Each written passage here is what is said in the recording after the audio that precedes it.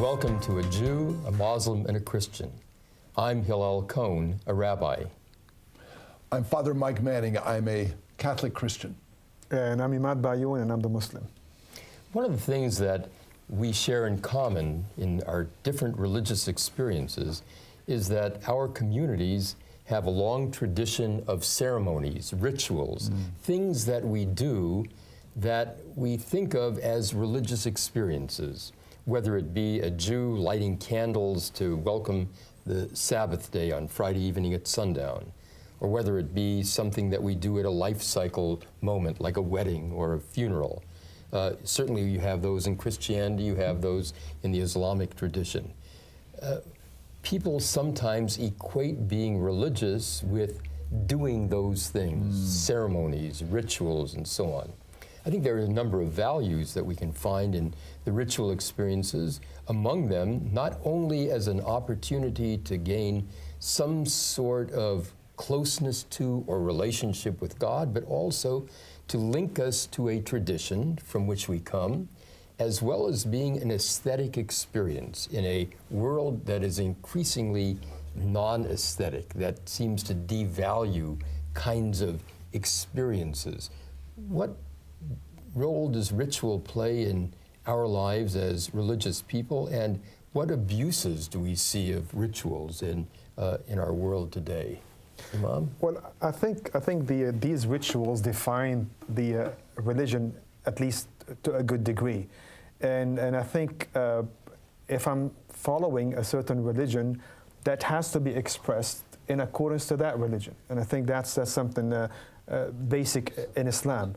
But I think sometimes that these rituals become a little too mechanical, and the spirit of these rituals is lost. That's why I think the spiritual dimension of these rituals has to be taken into account, just like the physical part of those rituals. Mm-hmm. One of the struggles is the abuse. That as a pastor, I can have someone coming in and saying, I want to have my baby baptized, or I want to receive First Communion, or I want to have one of the sacraments. And they go through the ceremony, and then you never see them again. You know, you never see them in church again, and you're saying, whoa. Well, these are ritualistic people, I think, more than anything else. In my way of thinking, unless there's a deep experience in my own heart of the fact that God loves me, whether I'm a Jew or a Muslim, boom. Unless I believe that, all the rituals kind of become, oftentimes it becomes a way of earning my salvation or trying to prove to God that I'm worthy, which is really wrong. The heart, I think, of all rituals, getting down to what you're saying, is I believe that God loves me, and because He loves me, I want to manifest that as best I can in a personal ritual, but also in the ritual that would happen. Both dimensions. Is not the danger equating ritual with religion? And it is an expression of religion, and nobody expressed that more eloquently than the biblical prophets, particularly, let's say, Isaiah. You know, at the outset where he says, speaking in the name of God, bring me no more your vain oblations. I'm not satisfied with your sacrifices and your new moons and solemn assemblies. What is really required of you is to cease to do evil and learn to do well, plead the cause of the fatherless, and so on. There has to be that balance between the right and the moral, ethical way of life. And all too often people will say, well, I'm doing this, I'm going to the Mass, or I'm going to pray 5 times a day, or I'm doing this, that, or the other. That must make me religious, but that's not really that's religion. Only one part of it. Yes. What should one emerge, let's say, from a Jewish prayer service, or from an Islamic prayer service, or a Catholic prayer, Christian prayer service? What should one emerge with? What kind of a feeling? Should one be urged on to develop their religious life and their outreach to the world and so on the basis of their ritual, or is the ritual itself the definition of religion? I think the beginning has to be the ritual. You know, I really think that both have to be taken into account to avoid moving from one extreme to the other and just saying that, well, I'll just define my own religion in a way that basically I'll just connect, forget everything else. I think the rituals become a manifestation of my submission to a God. So it's basically like putting where my money where my mouth is. And I think that feeds into the spirituality if the person actually does it with the proper intention. But keeping in mind that both dimensions, I think, have to be taken into account. It's not just the physical rituals, but it's not also the spiritual. I think both of them have to be balanced, because we know for a fact that as great as our intention can be, that sometimes you may do a certain ritual and it becomes a mechanical thing. I mean, right. My heart is not going to be always in there. Right. But I will keep on doing that, and I think that becomes the challenge for me, even if my heart is not there. And that becomes a test of my submission. Even if I'm not feeling it, I know I should be, but I'm not today. But I'll keep on doing it until eventually it will come to me. Not every moment is a high moment. Yeah, exactly. Very often It's a wow moment. Well, very often people will say, I didn't experience anything in temple, synagogue, church, and the mosque, and so on. Well, you go regularly so that you will have those occasional high moments. Yes.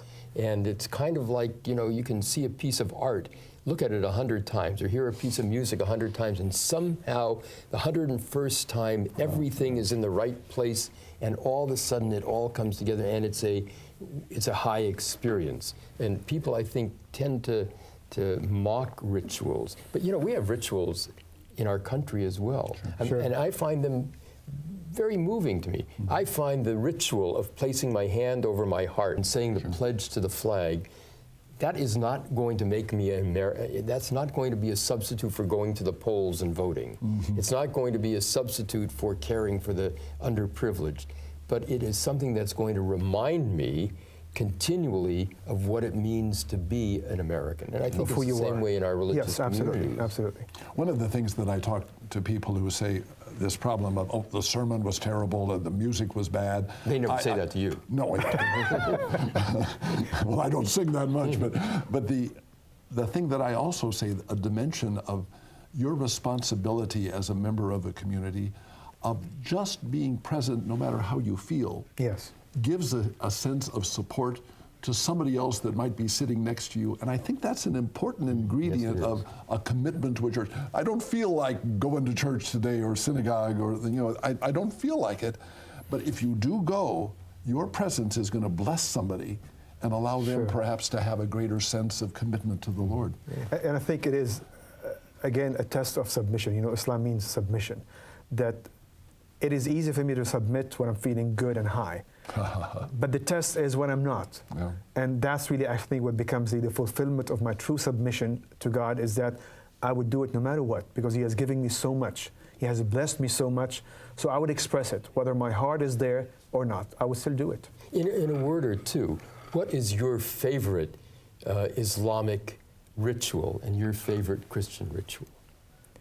Well, if I were to choose one, I would say the pilgrimage in Mecca, because of the magnitude, the grandiose aspect of it. There has so many facets, I think, to it. The international thing, a test of, because it's difficult, it's not easy. You're around millions of people, and everybody tests your patience. So you express this self-restraint at a time when it is easy to give in. And there's so much, I think, that would be mine. I think the experience of a Sunday Mass with the choir and with the community and with the expression of faith, that it touches me very What's deeply. yours?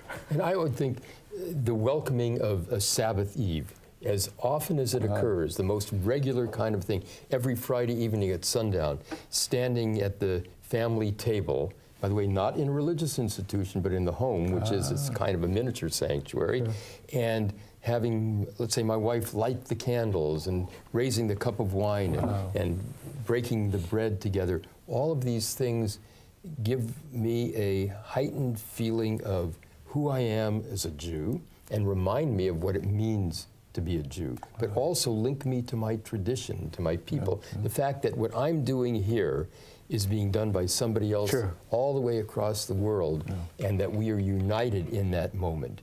I think we sometimes fail to understand the real importance and the value of rituals in our religious traditions. So may all of our rituals be moving and inspiring for all of us and for those who are watching.